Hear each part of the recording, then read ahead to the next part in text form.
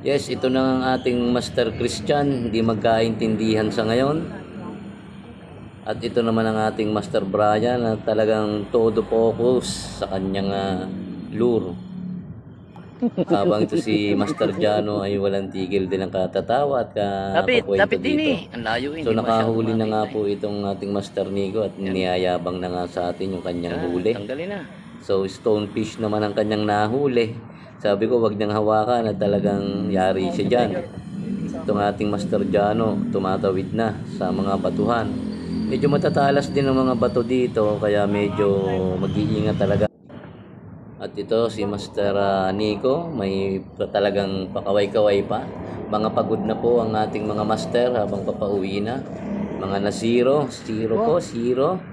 Sa Seazone Rock Pool, dapat pala zero rock pool, no?